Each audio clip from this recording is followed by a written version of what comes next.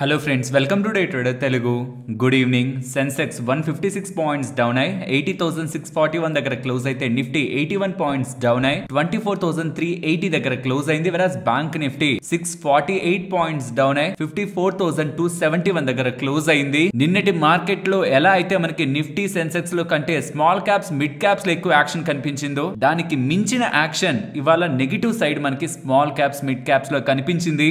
ఏ reason లేకుండా market పడిందా అంటే రిజల్ట్స్ కారణంగా కొంత వీక్నెస్ పిఎస్యు బ్యాంక్స్ లో అరైజ్ అయింది. బట్ దానికంటే మోస్ట్ ఇంపార్టెంట్, ఇన్ఫాక్ట్ దాని గురించి మాట్లాడుకునే ముందు ఇవాళ మీరు అబ్జర్వ్ చేస్తే 5 minutes చార్ట్ పెట్టుకొని ఇండియా విక్స్ ని మీరు అబ్జర్వ్ చేస్తే మార్నింగ్ విక్స్ కొంత ఎక్కువగా పెరిగింది, కాస్త తర్వాత కూల్ ఆఫ్ అయింది. బట్ ఆఫ్టర్నూన్ 12:30 నుంచి మీరు చూస్తే గ్రాడ్యువల్ గా విక్స్ పీక్ అయింది. పర్టికులర్ గా లాస్ట్ 30 minutes లో విక్స్ లో మీకు ఒక బిగ్ మూవ్ కనిపించింది. ఎవరైనా ట్రేడింగ్ చేస్తున్న వాళ్ళకి ఇది ప్రీమియమ్స్ రూపంలో క్లియర్ గా అర్థం అవుతుంది. లాస్ట్ 10 minutes ని మీరు అబ్జర్వ్ చేయండి, వాళ్ళ ప్రీమియమ్స్ షార్ట్ అప్ అయ్యాయి. దట్ మీన్స్ మార్కెట్ ఏదో బిగ్ అన్సర్టనిటీని, బిగ్ వోలటాలిటీని ఎక్స్పెక్ట్ చేస్తుంది. అలా ఏమున్నాయని చూస్తే నేను ఒక్కొక్కటిగా మాట్లాడతాను. ఫైనల్లీ నాకుంటున్న ఒపీనియన్ కూడా షేర్ చేస్తాను. బట్ ఇక్కడ మీరు అబ్జర్వ్ చేస్తే గత కొద్ది గంటల నుంచి పాకిస్తాన్ వాళ్ళు న్యూ మిసైల్స్ ని టెస్ట్ చేస్తూ ఉన్నారు. సర్ఫేస్ టు సర్ఫేస్ మిసైల్స్ ని ఒకటి తర్వాత ఒకటి టోటల్ గా 2 మిసైల్స్ ని టెస్ట్ చేయడం జరిగింది. ఇన్ జనరల్ కండిషన్స్ వాళ్ళు టెస్ట్ చేసుకుంటుంటే ఎలాంటి ప్రాబ్లం ఉండేది కాదు. బట్ ఇప్పుడు ఇండియా పాకిస్తాన్ రిలేటెడ్ గా అన్సర్టనిటీ ఉంటూ ఉండడం, వాళ్ళైనా ప్రిపేర్డ్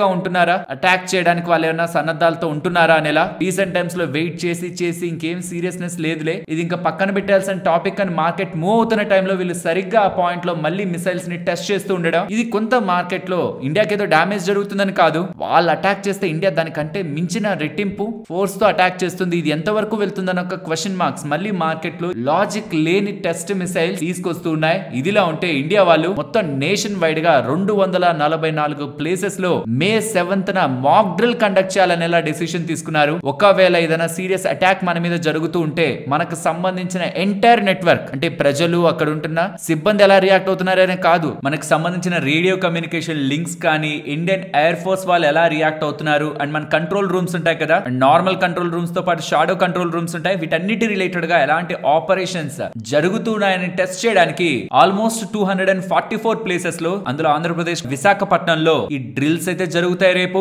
ఈవెన్ మన తెలంగాణకు సంబంధించిన హైదరాబాద్ లో కూడా మాక్ డ్రిల్ జరుగుతుంది మే 7th 4 PM నుంచి అనేలా డేటా కనిపిస్తుంది. కర్ణాటక రీజియన్ లో అయితే బెంగళూరు, మల్లేశ్వర, రాయచూర్ ప్రాంతాల్లో ఈ డ్రిల్స్ జరుగుతాయి. తమిళనాడులో అయితే చెన్నై, ఇలా టోటల్ గా ఈ రాష్ట్రాల్లో ఉంటున్న ఈ మేజర్ ప్లేసెస్ లో ఈ డ్రిల్స్ జరుగుతాయి అనేలా మే 7th జరుగుతాయి మాక్ డ్రిల్స్ అనేలా ఇండియా కూడా అప్డేట్స్ చేస్తూ ఉండడం, ఇండియా కూడా సంథింగ్ బిగ్ ప్లాన్ చేస్తూ ఈ లోపు మొత్తాన్ని రెడీ చేయాలని ప్రయత్నిస్తూ డ్రిల్స్ చేస్తుందా అని మళ్ళీ ఒకసారి మార్కెట్ లో ఒక అన్సర్టనిటీ. ఇలా ఇండియాలో మాక్ డ్రిల్ కనిపించడం 50 years, లాస్ట్ 50 years లో ఫస్ట్ టైం అంటున్నారు. 1971 లో ఒకసారి ఇలానే మాక్ డ్రిల్ చేశారు నేషన్ వైడ్ గాని, మళ్ళీ 50 years తర్వాత ఇలా మాక్ డ్రిల్ చేస్తూ ఉండడం, ఈసారి ఏదైనా టెన్షన్స్ నెలకొంటాయా మన ఇండియాలో, యుద్ధం రిలేటెడ్ గా ఎటువంటి స్టెప్స్ ఉంటాయని ఒక భయాందోళనలు మార్కెట్ లో ఇవాళ ప్రెషర్ అయితే క్రియేట్ చేస్తున్నాయి. దీంతో నిన్న ఏదైతే మార్కెట్ పక్కన పెట్టి రికవర్ అవుదామని ప్రయత్నిస్తుందో, పాకిస్తాన్ రిలేటెడ్ గా ఉంటున్న ఈ అప్డేట్ అండ్ దీనికి కూడా ఇండియా స్ట్రాంగ్ గా ప్రిపేర్డ్ గా యాక్షన్ తీసుకోబోతుందని ఎలా మనకి ఇండైరెక్ట్ గా డ్రిల్స్ ద్వారా చెప్పాలనుకుంటుందని మార్కెట్ పార్టిసిపెంట్స్ కూడా థింక్ చేస్తూ ఉండడం, ఈ వస్తున్న కొత్త 2 అప్డేట్స్ మార్కెట్స్ ని కొంత డిస్టర్బ్ చేశాయి. అండ్ ఈవెన్ నిన్నటి వీడియోలో కూడా ఈ ఎంటైర్ ఈవెంట్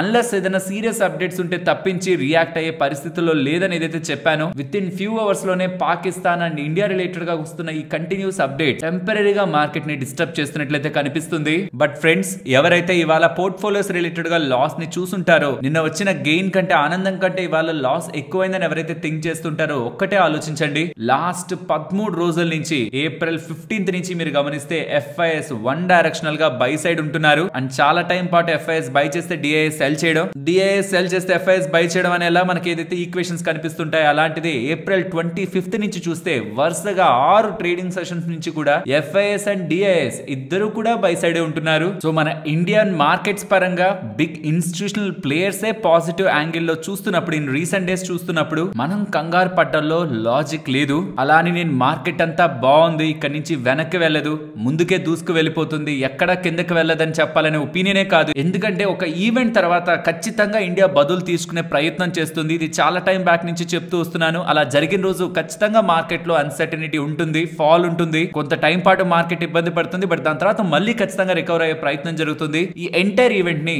మనం మార్కెట్ పార్టిసిపెంట్ గానే కాదు, యాజ్ ఎన్ ఇండియన్స్ గా కూడా మనం దాన్ని యాక్సెప్ట్ చేసి ఇంకా సపోర్ట్ ఓరియంటేషన్ లోనే దాన్ని చూడాలి. సో ఈ ఇష్యూ మనం బదులు తీర్చుకునేంత వరకు ఖచ్చితంగా ఇది ఏదో ఒక పాయింట్ లో మార్కెట్ ని డిస్టర్బ్ చేసే ఎలిమెంటే. బట్ దీని పక్కన ఉంచితే ఓవర్ నైట్ లో డెవలప్ అయిన ఇంకొక అన్సర్టనిటీ ఏంటంటే ట్రంప్ ఫార్మా వాళ్ళకి బిగ్ షాక్ ఇచ్చే ప్రయత్నమే చేస్తున్నారు. నెక్స్ట్ 2 వీక్స్ లో ఫార్మాసిటికల్స్ రిలేటెడ్ గా ఫార్మా రిలేటెడ్ గా టారిఫ్ ఉండబోతుందని, టాక్స్లు ఉండబోతున్నాయని, అండ్ యుఎస్ ఎఫ్డిఏ వాళ్ళు ఉంటారు కదా మన ప్లాంట్స్ రిలేటెడ్ గా ఫార్మా ప్లాంట్స్ రిలేటెడ్ గా ఇన్స్పెక్షన్ చేస్తుంటారు కదా, వాళ్ళకి ఏం చెప్తున్నారో తెలుసా? యుఎస్ లో మ్యానుఫాక్చరింగ్ ఫెసిలిటీ ఉంటున్న వాళ్ళకేమో త్వరగా అప్రూవల్స్ ఇచ్చేసేయండి ఫాస్ట్ ట్రాక్ మీద, కానీ ఇతర నేషన్స్ లో ఉంటున్న వాళ్ళ మీద, ఎగ్జాంపుల్ వేరే కంట్రీస్ లో ఉంటున్న ఫార్మా ప్లాంట్స్ మీద ఇన్స్పెక్షన్స్ ఇంకా ఎక్కువ చేయండి, చేసిన ప్రతిసారి ఇన్స్పెక్షన్ ఫీజుని పెంచేసేయండి, అండ్ నేషనల్ సెక్యూరిటీ అనే రీజన్ ని కూడా చూపిస్తూ ఇతర దేశాల నుంచి డ్రగ్స్ మన దగ్గరికి రాకూడదు, ఇక్కడే డ్రగ్స్ తయారవ్వాలనేలా సెక్యూరిటీ రీజన్స్ ని కూడా ఫార్మా ఇండస్ట్రీలోకి మిక్స్ చేస్తూ డెసిషన్స్ ఫార్మా రిలేటెడ్ గా నెక్స్ట్ 2 వీక్స్ లో వస్తాయని చెప్తున్నారు. కాబట్టి ఈ టారిఫ్ రిలేటెడ్ గా అన్సర్టనిటీకి ఈ ఫార్మా రిలేటెడ్ గా వచ్చే టారిఫ్లు కూడా యాడ్ అవుతాయి అనే విషయం మనం గుర్తుంచుకోవాలి. ఇప్పటి వరకు మీకు ఒక సమరీలా చెప్పాలంటే టారిఫ్లు ఏమేమి వేశారు ట్రంప్ వచ్చిన తర్వాత అని. చైనా మీద 145% టారిఫ్ ఉంది ప్రెసెంట్, అండ్ అన్ని కంట్రీస్ మీద 10% ఉంది టారిఫ్. ఇది కాకుండా 90 డేస్ లో డీల్ కుదరకపోతే మళ్ళీ రెసిప్రోకల్ టారిఫ్లు వేస్తానని కూడా చెప్పారు. నాకు తెలిసి అది జూలై 9th కి ఎండ్ అయిపోతుంది. 30 డేస్ అంటే April to May, May to June, June to July. What next అనేది కూడా ఇంపార్టెంట్. అండ్ ఇవి కాక 25% tariff auto parts, steel and aluminium మీద ఉంది, and 25% tariff Mexico and Canada మీద, నాన్ యుఎస్ ఎంసీఏ గూడ్స్ మీద పడుంది. ఇవన్నీ ఉండగా ఇంకొక further tariff, further tax pharma related గా తీసుకురావాలనే ప్రయత్నిస్తూ ఉండడం ఇంకా మోర్ అన్సర్టనిటీని మార్కెట్స్ లో క్రియేట్ చేస్తుంది. కాబట్టి మీరు గమనిస్తే గోల్డ్ ఇన్ రీసెంట్ టైమ్స్ ఎప్పుడు రియాక్ట్ అవ్వంది కాస్త ఓవర్ నైట్ లో గోల్డ్ కూడా స్ట్రాంగ్ గా పెరిగింది. 2 రీజన్స్ ఉన్నాయి. ఐఎస్ఎం సర్వీసెస్ డేటా వచ్చింది, ఎక్స్పెక్టెడ్ కంటే స్ట్రాంగ్ వచ్చింది. రీసెంట్ టైమ్స్ లో జీడిపి బానే ఉంది, జాబ్స్ డేటా బాగుంది, రీసెంట్ ఫ్రైడే రిలీజ్ అయిన జాబ్స్ డేటా బాగుంది, ఇప్పుడు ఐఎస్ఎం సర్వీసెస్ డేటా కూడా బాగుంది. దానికి తోడు ఈ టారిఫ్ అన్సర్టనిటీ, డాలర్ వీక్ అవుతుంది, గోల్డ్ స్ట్రాంగ్ అవుతుంది. Global equity markets including 9 days పాటు స్ట్రాంగ్ గా ర్యాలీ అయిన యుఎస్ మార్కెట్స్ కూడా ఆఫ్టర్ ఈ అప్డేట్స్ కొంత బ్యాక్ సీట్ అయితే తీసుకున్నాయి, కొంత ప్రాఫిట్ బుకింగ్ ని తీసుకున్నాయి. సో మన రిలేటెడ్ గా ఉన్న లోకల్ ప్రాబ్లం అన్సర్టనిటీ, అండ్ వీళ్ళు పాకిస్తాన్ వాళ్ళు టెస్ట్ చేస్తున్న మిసైల్, రేపు కొన్ని ప్రాంతాల్లో చేయాలనుకుంటున్న నేషన్ వైడ్ మాక్ డ్రిల్, ఇది మన ఇంటర్నల్ గా ఉంటున్న ఇష్యూ. వెరస్ ట్రంప్ గ్లోబల్ గా ఫార్మా రిలేటెడ్ గా ఇంకొక కొత్త అన్సర్టనిటీకి తెరలేపారు. మూడవది నాకు తెలిసి ఫస్ట్ రెండింటికంటే మూడవది కొంత ఇంపార్టెంట్. ఇది కానీ ఎండ్ అయింది అనుకోండి మే 7th అంటే రేపు నైట్ కి ఎండ్ అయిపోతుంది కదా, దీంతో కొంతవరకు మార్కెట్ లో క్లారిటీ అయితే వస్తుంది. రీసెంట్ టైమ్స్ లో ట్రంప్ తీసుకుంటున్న వరుస డెసిషన్స్ తర్వాత ఫెడ్ వాళ్ళు ఏమేమి ఎక్స్పెక్ట్ చేస్తున్నారు ఎకానమీ పరంగా, జాబ్స్ పరంగా, ఇన్ఫ్లేషన్ పరంగా, further growth projections, GDP growth projections పరంగా ఎలా ఎక్స్పెక్ట్ చేస్తున్నారన్న క్లారిటీ రేపు ఇచ్చేస్తారు నైట్. దీంతో ఈ ఈవెంట్, ఈ ఫెడ్ ఒక ఈవెంట్ అయితే సెటిల్ అవుతుంది. ఫ్రెండ్స్, ఈ పాకిస్తాన్ రిలేటెడ్ గా మన ఇండియా రిలేటెడ్ గా ఉంటున్న ఇష్యూకి ఎవరు డెడ్ లైన్ పెట్టుకోలేరు. ఎప్పటికి ఏం క్లియర్ అవుతుంది, ఏం జరుగుతుంది ఎవరికి తెలియదు. ఓవర్ నైట్ లోను మార్కెట్ ని నెగిటివ్ గా ఇంపాక్ట్ చేసే ఈవెంట్ అరైజ్ అవ్వచ్చు, ఆర్ మార్కెట్స్ పక్కన పెట్టి మూవ్ అయ్యే ఈవెంట్ అరైజ్ అవ్వచ్చు. దీన్ని ఎవ్వరు కూడా జడ్జ్ చేయలేరు. అండ్ ట్రంప్ అయితే కంప్లీట్ గా అన్సర్టనిటీ. ఇది ఇంకా దానికంటే కూడా ఆయన ఎప్పుడు ఏం మాట్లాడతారనేది ఎవరికి తెలియదు. మనకి తెలిసిందల్లా ఫెడ్ రిలేటెడ్ గా ఈవెంట్ ఒకటే, 7th కి ఈవెంట్ ఎండ్ అయిపోద్ది, తన ఒపీనియన్స్ అర్థమైపోతాయి. ఇది మార్కెట్ కి కొంత క్లారిటీ ఇస్తుంది మార్కెట్ మూమెంట్ పరంగా. కాబట్టి మనం ట్రాక్ చేయగలిగే one and only major event ఏదైనా ఉందా అంటే అది రేపు ఎండ్ అవబోతున్న ఫెడ్ ఈవెంట్. రేట్ కట్ ఉండే పాసిబిలిటీ లేదు. రేట్ మార్కెట్ ఎక్స్పెక్ట్ చేసినదైతే ఏ చేంజెస్ ఉండవు, అలా వదిలేస్తారు వడ్డీ రేట్లని. కట్ చేశారనుకోండి సూపర్ పాజిటివ్, హైక్ చేశారనుకోండి ఇది ఎక్స్ట్రీమ్లీ నెగిటివ్. అలా వదిలేస్తే మార్కెట్ అనుకుంటున్నదే. దీనికి తోడు ఏం మాట్లాడుతున్నారు జీడిపి పరంగా, ఇన్ఫ్లేషన్ పరంగా, ఎకానమీ గ్రోత్ పరంగా ఏమైనా స్టేట్మెంట్స్ ఉన్నాయా, ఇవి మార్కెట్స్ ని డ్రైవ్ చేస్తాయి. సరే, మరి మన ఇండియా రిలేటెడ్ గా ఉంటున్న ఈవెంట్ కి ఎన్ని రోజులు మార్కెట్ భయపడాలి? యాక్చువల్ గా ఒక టాపిక్ కి ఇన్ని రోజులు మార్కెట్ సీరియస్లీ తీసుకోదు. మళ్ళీ ఇలా కొత్తగా అప్డేట్స్ వస్తూ ఉండడం ఏదైనా ఇమీడియట్ గా జరుగుతుందా అనే ఒక క్వశ్చన్ మార్క్స్ తో మార్కెట్ లో అన్సర్టనిటీ ఉంది. నెక్స్ట్ 1 వీక్ మార్కెట్ మేబీ ఎటువంటి ఈవెంట్ రిలేటెడ్ గా అప్డేట్ రాలేదనుకోండి, మళ్ళీ ఈవెంట్ ని పక్కన పెట్టి మార్కెట్ మూవ్ అయ్యే ప్రయత్నం చేస్తుంది. అన్లెస్ మళ్ళీ ఇలాంటి అప్డేట్స్ వచ్చి మార్కెట్ ని డిస్టర్బ్ చేసేంత వరకు మార్కెట్ ఒక దాన్ని మైండ్ లో పెట్టుకొని నెలలు అలా ఉండిపోదు. అండ్ ట్రంప్ రిలేటెడ్ గా ఉంటున్న అన్సర్టనిటీ ఫార్మా రిలేటెడ్ గా స్పెషల్లీ, నాకు మిగిలిన సెక్టార్స్ రిలేటెడ్ గా తను ఎంత ఎక్స్టెంట్ కి వెళ్తారో నాకు తెలియదు, కానీ ఫార్మా రిలేటెడ్ గా మాత్రం అన్నెసరీగా స్టెప్స్ తీసుకుంటే అది వాళ్ళని ఏ రకంగా ఇంపాక్ట్ చేయగలదో, టారిఫ్ల్ని అమాంతం పెంచేస్తే ఆ భారం క్లియర్లీ పడేది యుఎస్ సిటిజన్స్ మీద. కాబట్టి అక్కడ ఉన్న ఇన్సూరెన్స్ కంపెనీస్ మీద కూడా టూ మచ్ పెయిన్ పడుతుంది. కాబట్టి ఇప్పటి వరకు ఫార్మా రిలేటెడ్ గా అన్నెసరీగా వర్డ్స్ ని, అన్నెసరీగా స్టేట్మెంట్స్ ని వాడలేదు. ఇప్పుడు కూడా ఎలాంటి టారిఫ్లు వేస్తారని కూడా చెప్పలేదు. ప్రాబబుల్ ఇక్కడ కూడా ఫార్మా కంపెనీస్ ని భయపెట్టి యుఎస్ లో ప్రొడక్షన్ చేయించాలనే ప్రయత్నం చేస్తున్నారు. ఇక్కడ ప్రాబ్లం ఏ ఫార్మా కంపెనీకి లేదు. మన ఇండియన్ ఫార్మా కంపెనీస్ కూడా వెళ్ళి యుఎస్ లో మ్యానుఫాక్చరింగ్ ఫెసిలిటీ పెట్టుకొని సేల్స్ చేసుకోవచ్చు. కానీ కాస్ట్ ఆఫ్ ప్రొడక్షన్ అనేది ఒకటి ఉంటుంది. ఇండియాలో ఉండే కాస్ట్ ఆఫ్ ప్రొడక్షన్ వేరు, చైనాలో ఉండే కాస్ట్ ఆఫ్ ప్రొడక్షన్ వేరు. యుఎస్ కి వెళ్తే ఆ కాస్ట్ ఆఫ్ ప్రొడక్షన్ కొన్ని ఫార్మా ప్రొడక్ట్స్ రిలేటెడ్ గా 2x 3x కూడా అయిపోతుంది. కాబట్టి చాలా చాలా కంపెనీస్ యూఎస్ కి వెళ్ళట్లేదు. దీని రిలేటెడ్ గా ఎలా అడ్రస్ చేస్తారు, ఎలాంటి టారిఫ్స్ వేసి వేరే దేశాల మీద ఉన్న ఫార్మా కంపెనీస్ మీద ప్రెషర్ తీసుకొస్తారనేది కమింగ్ టైమ్స్ లో తెలియాలి. అండ్ ఎఫ్ఐఎస్ కాన్స్టెంట్ గా ఇండియన్ ఈక్విటీ మార్కెట్స్ లో బై చేస్తూనే ఉన్నారు, ఈక్విటీస్ లో, స్టాక్స్ లో. వెరాస్ ఫ్యూచర్స్ లో ఇండెక్స్ కి సంబంధించిన ఫ్యూచర్స్ ఉంటాయి కదా, నిఫ్టీ, బ్యాంక్ నిఫ్టీ, ఫిన్ నిఫ్టీ, వీటికి సంబంధించి మాత్రం షార్ట్స్ ప్రెసెంట్ 51% దగ్గరగా ఉన్నాయి. అండ్ పాజిటివ్ ఆస్పెక్ట్స్ విషయానికి వస్తే అపార్ట్ ఫ్రమ్ చైనా 17 కంట్రీస్ దగ్గరగా మంచి ట్రేడ్ డీల్స్ తో మా ముందుకు వచ్చిందని ఫైనల్ గా ట్రంప్ డెసిషన్ తీసుకుంటారు. మోస్ట్లీ ఇంపార్టెంట్ కంట్రీస్ రిలేటెడ్ గా అన్నిటి పరంగా ట్రేడ్ డీల్ కంటిన్యూ అవుతుందని, ఎక్సెప్ట్ చైనా నెల స్టేట్మెంట్స్ యుఎస్ ట్రెజరీ సెక్రటరీ దగ్గర నుంచి కనిపిస్తున్నాయి. బట్ మిగిలిన దేశాలన్నింటినీ పక్కన ఉంచిన యుఎస్ చైనా మధ్యలోనే ట్రేడ్ డీల్ జరగాలి. అది జరిగితే ఎంటైర్ గ్లోబల్ సప్లై చైన్ అంతా అడ్జస్ట్ అయిపోతుంది. అండ్ యూజువల్ గా మన ఫైనాన్షియల్ ప్లాట్ఫామ్స్ లో ఈ డేటా పెద్దగా కనిపించదు. బట్ మనం కొంచెం రెగ్యులర్ గా ఉంటున్న స్టఫ్ కాకుండా ఇంకొక వేరొక యాంగిల్ లో కూడా మార్కెట్స్ ని చూడాల్సి వస్తే, తైవాన్ కి సంబంధించిన డాలర్ ఎలా రియాక్ట్ అవుతుంది అనేది ఒక్కసారి గమనించండి. ఏషియన్ మార్కెట్స్ లో క్రైసిస్ వచ్చినప్పుడు కూడా రియాక్షన్ రానంత తైవాన్ డాలర్ లో రియాక్షన్ అయితే కనిపిస్తుంది. ఇక్కడ క్వశ్చన్ అంతా ఇది వేరే కంట్రీస్ మీద కూడా పడుతుందా? ఏ కంట్రీస్ అయితే యుఎస్ కి సంబంధించిన డాలర్ డినామినేటెడ్ ఇన్స్ట్రుమెంట్స్ లో ఇన్వెస్ట్మెంట్స్ చేస్తుంటాయో వాటన్నిటి మీద కూడా ఈ ఇంపాక్ట్ అయినా పడుతుందా అనేది మెయిన్ క్వశ్చన్. యూజువల్ గా కరెన్సీస్ పరంగా మనం అంత షార్ప్ రియాక్షన్ చూడం కదా, చాలా గ్రాడ్యువల్ గా జరుగుతుంటుంది. బట్ మీరు గమనించండి, తైవాన్ కి సంబంధించిన dollar against to US dollar ఎలా రియాక్ట్ అయింది just in 2 days. Only Friday, Monday ఎంతలా రియాక్ట్ అయింది అనేది స్క్రీన్ ముందుంటుంది. సో యుఎస్ ఎక్సెప్షనలిజం కి క్వశ్చన్ మార్క్స్ అయితే పడుతున్నాయి. యుఎస్ అంటే యుఎస్ఏ, యుఎస్ డాలర్ అంటేనే సుప్రీం అనే ఒక క్వశ్చన్ మార్క్స్ పడుతూ ఏషియన్ కరెన్సీలో స్ట్రెంగ్త్ అయితే మనకు కనిపిస్తుంది. అది తైవాన్ లో స్టార్ట్ అయింది. ఇది ఏదైనా ఇతర ఎమర్జింగ్ మార్కెట్స్ కూడా పడుతుందా, ఇంక్లూడింగ్ ఇండియా? మన రూపీ కూడా స్ట్రాంగ్ అవుతుందా కమింగ్ టైమ్స్ లో అన్నదే major question. Already last 1 month నుంచి చూస్తుంటే మీకు మన రూపీ స్ట్రాంగ్ అవుతూనే ఉంది, but not like so. In coming times నా suggestion Malaysia, South Korea, Philippines, Singapore, Thailand కి సంబంధించిన కరెన్సీస్ పర్సనల్ గా నేనైతే ట్రాక్ చేస్తున్నాను. ఎందుకు ఈ కంట్రీస్ పేర్లే చెప్తున్నానంటే, వాళ్ళ ఒక asset holding as a percentage of GDP US related గా ఉంటున్న డాలర్ డినామినేషన్స్ లో ఎక్కువ,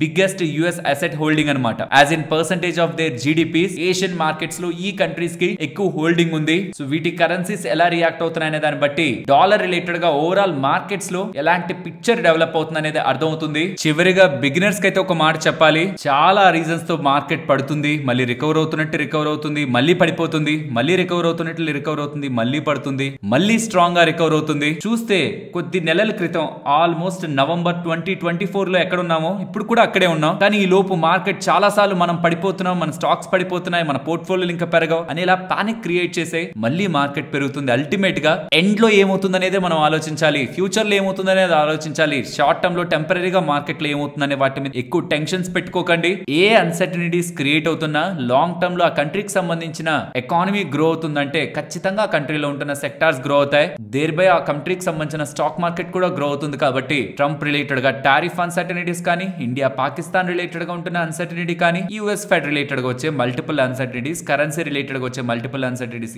ఏవైనా కానీ షార్ట్ టర్మ్ లోనే మార్కెట్ ని ఇంపాక్ట్ చేస్తాయి, లాంగ్ టర్మ్ లో కాదు. అండ్ క్రూడ్ ఆయిల్ కూడా రీసెంట్ టైమ్స్ లో ఫాలో అవుతూ $60 per barrel మార్క్ కూడా వస్తుంది. అది కూడా మన ఇండియన్ మార్కెట్స్ కి మంచిది. ఇది కూడా ఈక్విటీలో ఇన్వెస్ట్ చేస్తున్న ఇన్వెస్టర్స్ గుర్తుంచుకోవాలి. ఫ్రెండ్స్, ఇలా మార్కెట్ లో ఉంటున్న ఎంటైర్ డేటాను అనాలిసిస్ చేస్తూ కంటెంట్ ని మీ ముందుకు తీసుకురావడానికి మేము పెడుతున్న ఎఫర్ట్స్ మీకు వాల్యుబుల్ గా అనిపిస్తూ ఉంటే మన వీడియోని తప్పకుండా లైక్ చేయండి. నెక్స్ట్ ఎక్సైడ్ ఇండస్ట్రీస్ గురించి మాట్లాడుకోవాలి. నెంబర్స్ ని పోస్ట్ చేశారు. నెంబర్స్ ఏమంత సాలిడ్ గా ఎక్సెప్షనల్ గా మార్కెట్ ని బీట్ చేస్తే ఏం లేవు, కానీ వీళ్ళ కాన్ఫరెన్స్ కాల్ లో చాలా ఇంట్రెస్టింగ్ డేటాని వీళ్ళు షేర్ చేశారు. వీళ్ళు ఏం చెప్తున్నారంటే 2 మేజర్ ప్లేయర్స్ తో, 2-wheeler వెహికల్ మ్యానుఫ్యాక్చర్స్ ఉంటారు, అందులో 2 మేజర్ ప్లేయర్స్ తో వీళ్ళు డిస్కషన్స్ లో ఉన్నారని, వాళ్ళతో కానీ డిస్కషన్స్ కంక్లూడ్ అయితే వాళ్ళకి సంబంధించిన బ్యాటరీ మ్యానుఫ్యాక్చరింగ్ లోకి వీళ్ళకి డీల్ వస్తుందని, అండ్ 3-wheeler సెగ్మెంట్ లో కూడా ఒక మేజర్ ప్లేయర్ తో డిస్కషన్స్ లో ఉన్నారని, అక్కడి నుంచి కూడా ఒక అప్డేట్ వచ్చే అవకాశం ఉందని, హ్యుండై రిలేటెడ్ గా డీల్ ఉంది కదా, బైండింగ్ అగ్రిమెంట్ ఉంది కదా, అది కూడా as per the plan move అవుతుందని, త్వరలోనే ఒక మంచి న్యూస్ షేర్ హోల్డర్స్ వింటారని ఇలా పాజిటివ్ స్టేట్మెంట్స్ వాళ్ళు అప్డేట్ చేస్తూ వాళ్ళ బ్యాటరీ బిజినెస్ రిలేటెడ్ గా, ఈవీ రిలేటెడ్ గా ఉంటున్న వాళ్ళ గ్రోత్ పరంగా కూడా పాజిటివ్ స్టేట్మెంట్స్ వీళ్ళ దగ్గర నుంచి కనిపిస్తూ ఉండడం, స్టాక్ నెగిటివ్ లో ఉన్నది కాస్త ఆఫ్టర్ కాన్ఫరెన్స్ కాల్ పెరగడం జరిగింది. నెక్స్ట్ హ్యుండై ఇండియాలోకి వీళ్ళు వచ్చి 29 years కంప్లీట్ అయిందని, వచ్చినప్పటి నుంచి ఇప్పటి వరకు సుమారుగా 1,27,00,000 వెహికల్స్ దగ్గరగా వీళ్ళు సేల్ చేశారని, అండ్ ఇండియా నుంచే 37 లక్షల దగ్గరగా వెహికల్స్ ని 150 కంట్రీస్ కి ఎక్స్పోర్ట్ చేశారని, $6 billion దగ్గరగా ఇండియన్ ఆపరేషన్స్ లో ఇన్వెస్ట్మెంట్ చేశారని, చెన్నైలో ఉంటున్న వాళ్ళ మ్యానుఫ్యాక్చరింగ్ ఫెసిలిటీని ఫర్దర్ గా స్ట్రెంథెన్ చేయడం కోసం 1,500 కోట్ల దగ్గరగా ఖర్చు పెడుతున్నారని, తెలంగాణలో ఉంటున్న new manufacturing facility Q4 calendar 25 లో లైవ్ అవ్వబోతుందని, అంటే ఈ ఇయర్ లాస్ట్ క్వార్టర్ లో లైవ్ అవుతుందని వీళ్ళు ఫైనాన్షియల్ ఇయర్ కాదు క్యాలెండర్ అని చెప్తున్నారు. చెప్తున్నారు. అండ్ కార్పొరేట్ సోషల్ రెస్పాన్సిబిలిటీలో భాగంగా ఫర్ ద 5 years 400 crores దగ్గరగా వీళ్ళు స్పెండ్ చేస్తూ 20 millions per year దగ్గరగా లైఫ్స్ ని ప్రజల్ని ఇంపాక్ట్ చేస్తున్నారని ఇలా అప్డేట్ అయితే చేస్తున్నారు. నాకు తెలిసి హ్యుండై వెహికల్ నాకు చాలా మంది వాడుతున్నట్లు కనిపిస్తుంది. టాటా మోటార్స్, మారుతి, హ్యుండై ఎక్కువగా రోడ్ల మీద కనిపిస్తుంటాయి. మీకేమైనా హ్యుండై వెహికల్ ఉందా? Apart from Tata Motors and Maruti ఎందుకు హ్యుండై రిలేటెడ్ గా అట్రాక్ట్ అవుతుంటారన్న మీ ఒపీనియన్ వీలైతే చెప్పండి. మార్కెట్ అప్డేట్స్ మాట్లాడుకునే ముందు ఇవాళ లిస్ట్ అయిన ఏదర్ ఎనర్జీ గురించి మాట్లాడుకోవాలి. ఐపీఓ నాకు తెలిసి పెద్దగా ఎవరు సబ్స్క్రైబ్ చేస్తుండరు, ఎందుకంటే రీసెంట్ టైమ్స్ లో మార్కెట్ బాగా అన్సర్టైన్ గా ఉంది. ఐపీఓ రిలేటెడ్ గా ఈ 4 years చాలా వరకు కూల్ ఆఫ్ అయిపోయింది. బట్ ఈ ఐపీఓ ఇవాళ లిస్ట్ అయింది మార్కెట్ లో 328 రూపీస్ దగ్గర. వీళ్ళ ఐపీఓ ప్రైస్ 321. సో అలా చూస్తే ఒక 2% దగ్గరగా లిస్టింగ్ గెయిన్స్ తో లిస్ట్ అయినట్టు. కానీ అక్కడి నుంచి ఫర్దర్ గా ఫాల్ అయింది. నియర్లీ 6% దగ్గరగా ఎండ్ ఆఫ్ ద డే లో కూడా రెడ్ లో క్లోజ్ అవుతుండడం. ఎవరైనా ఈ ఐపీఓ లో ఇన్వెస్ట్మెంట్ చేయాలని ఈ ఐపీఓకి ముందు థింక్ చేస్తూ ఉంటున్న వాళ్ళు ఉంటారు కదా.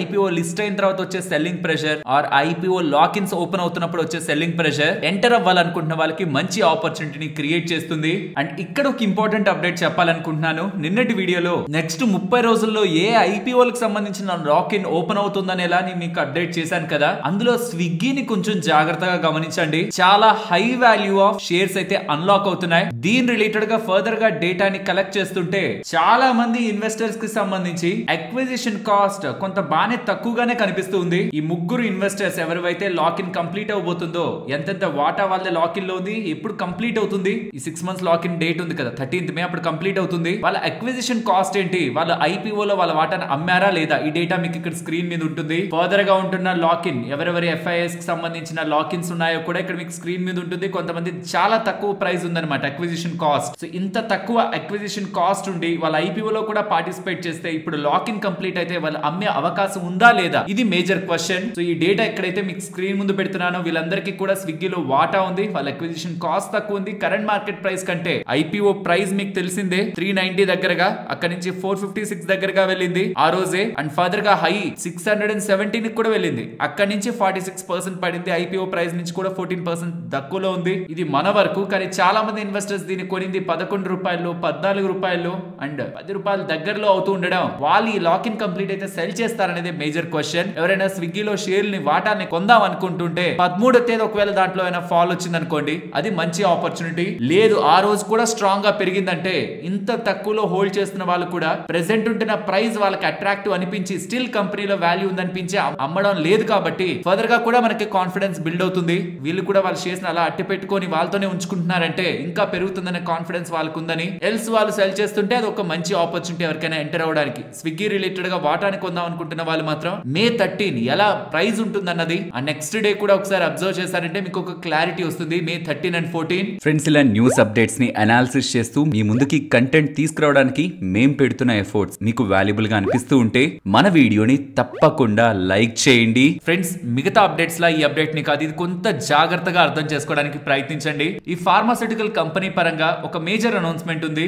స్టాక్ ఇవాళ పెద్దగా రియాక్ట్ కూడా కాలేదు. ఇన్ఫాక్ట్ నెగిటివ్ లో క్లోజ్ అయింది. బట్ ఈ అప్డేట్ ని మీరు కొంత క్లోజ్ గా ట్రాక్ చేయగలిగితే ఇంకొక ఫార్మాస్యూటికల్ కంపెనీ వోకార్డ్ రిలేటెడ్ గా కూడా ఇలాంటి సిమిలర్ అప్డేట్ తో స్టాక్ లో మనకి చాలా బాగా పెరిగింది. ఇలాంటి సినారియో సిచ్యువేషన్స్ ఇక్కడ డెవలప్ అవుతున్నాయి అంటే దాని అర్థం ఇక్కడ నుంచి కొనేస్తే బాగా పెరిగిపోతుందని కాదు.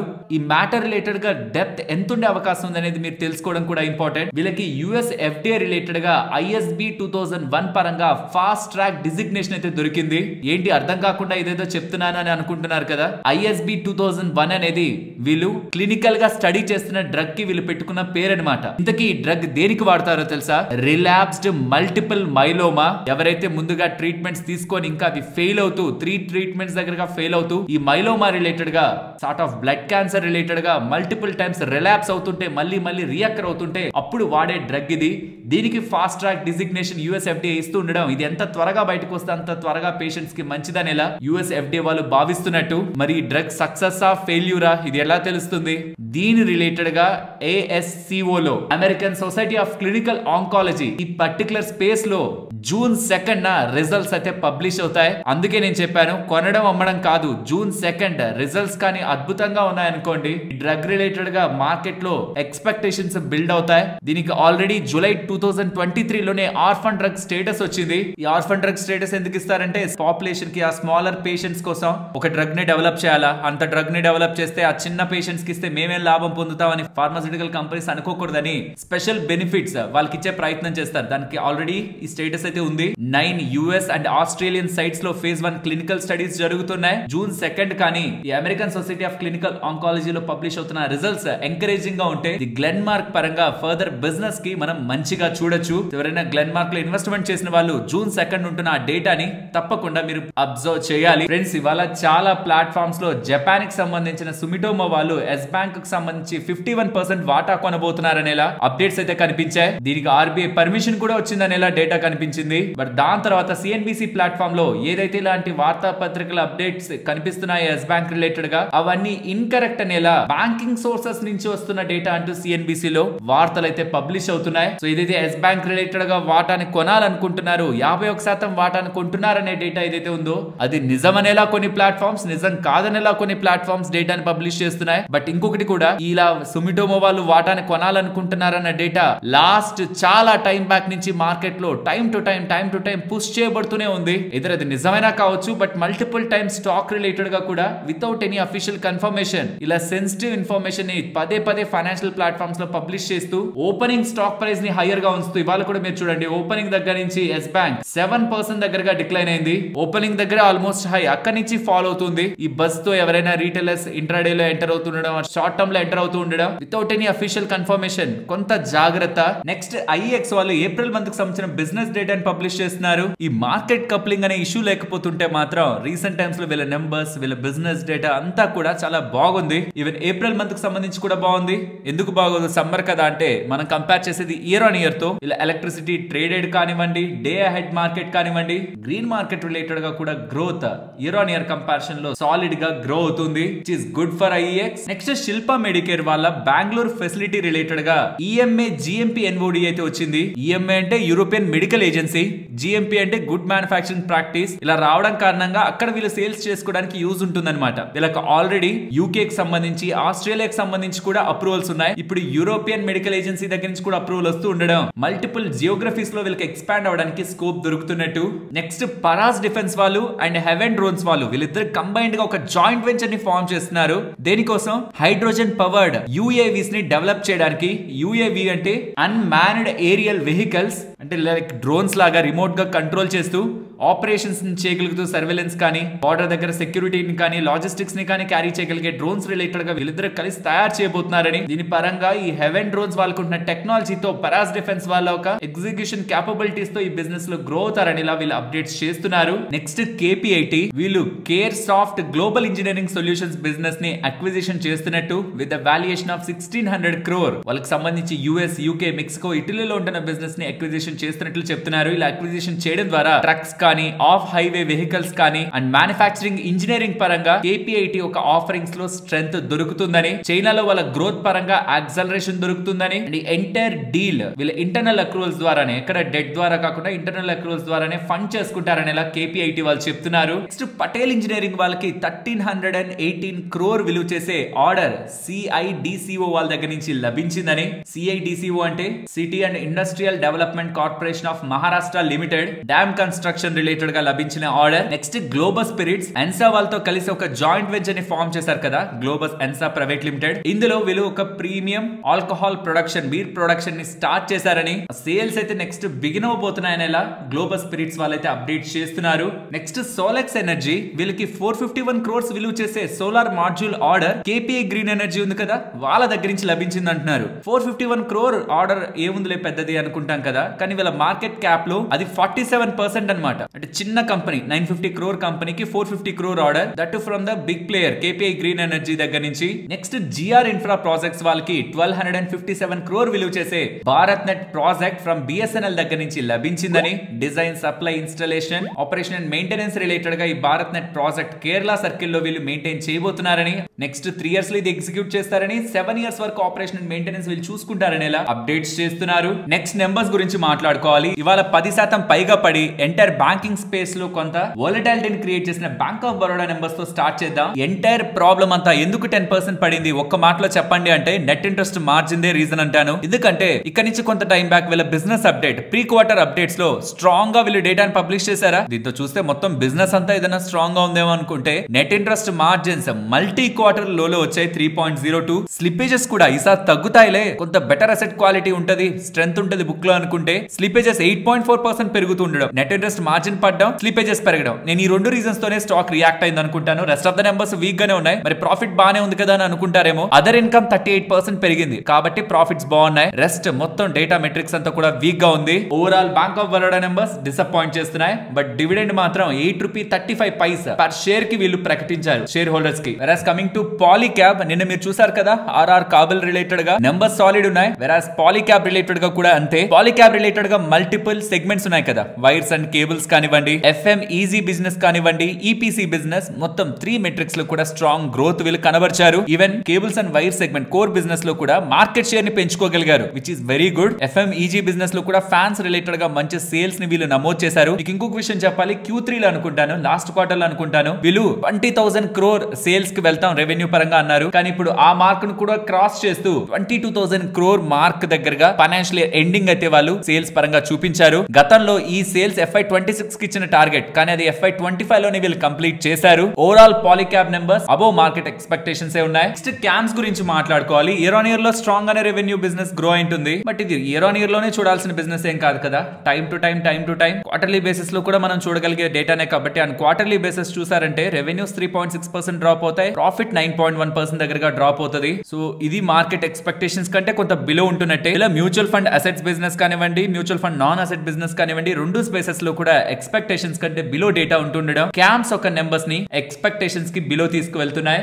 జేబీఎం ఆటో నెంబర్స్ కూడా వచ్చాయి. ఇయర్ ఆన్ ఇయర్ కంపారిజన్ లో decent growth on their sales, margin and profit లో మనకి కనిపిస్తుంది. Even Aptus Value finance related గా నెంబర్స్ ని కూడా ఇక్కడ మీరు గమనించారంటే వీళ్ళు డివిడెండ్ ఆల్మోస్ట్ ₹2.5 దగ్గరగా పర్ షేర్ కి ఇస్తున్నారు. Record date 16th May. But numbers ని అబ్జర్వ్ చేస్తే NII net interest income 300 crore దగ్గరగా వచ్చింది. ఇయర్ ఆన్ ఇయర్ కంపారిజన్ లో 19.4% అండ్ క్వార్టర్ ఆన్ క్వార్టర్ లో కూడా 3.3% దగ్గరగా గ్రోత్. అది గ్రాస్ NPAs గతం కంటే లాస్ట్ క్వార్టర్ కంటే 1.2 కంటే ఇప్పుడు 1.18 దగ్గరగా ఉన్నాయి. నెట్ NPAs కూడా లాస్ట్ టైం 0.89 నుంచి 0.88 కి వచ్చాయి, which is good. Provision coverage ratio కూడా 25% అండ్ లిక్విడిటీ కవరేజ్ రేషియో 190% దగ్గరగా ఉంటుండడం.